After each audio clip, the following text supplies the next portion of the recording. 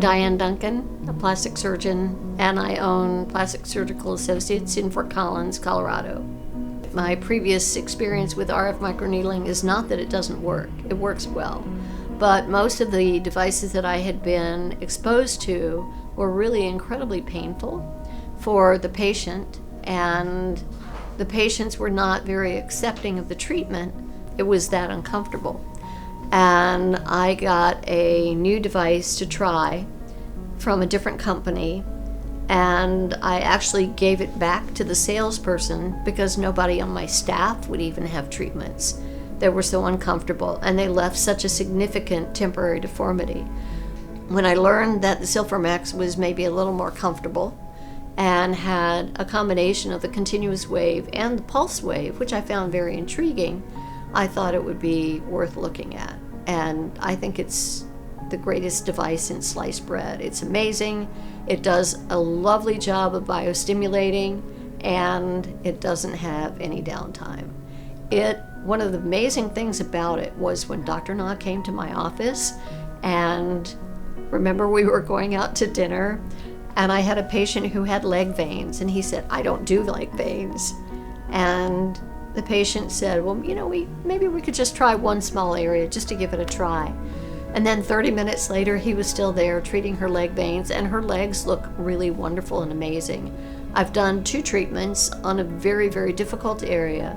One of the troubles with leg veins is that if you use sclerotherapy, generally you get some extravasation of the hypertonic saline. There's a little bit of hemosiderin deposition, and so instead of veins, there's a brown spot. You're trading one problem for another. That's not a good solution.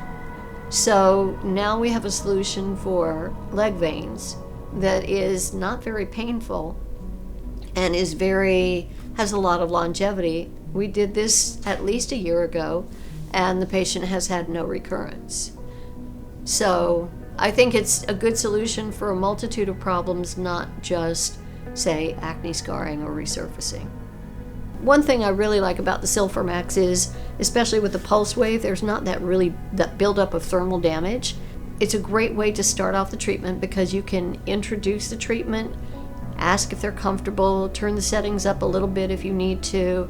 I generally start out with the basement membrane, the 0.3 millimeter, because that's very biostimulatory. It's going to get rid of a lot of the melanin in the superficial part of the skin, and it's a great way for people to get comfortable and say, oh yeah, I could do a little more. But the nice thing is that you have options. You've got multiple depths, you've got multiple modalities, all in one head, so you're not like some of the older style devices having to switch heads out.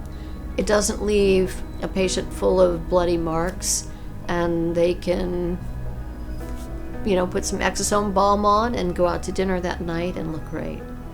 Would you, as a customer, rather have ablation, damage, scarring, and a long downtime with pain, or would you rather have gentle stimulation that might take a little bit longer to show a good result, but there are no complications, there's no thermal damage, because you don't crank it up, so there's no PIH, and they get a really great outcome with no risk.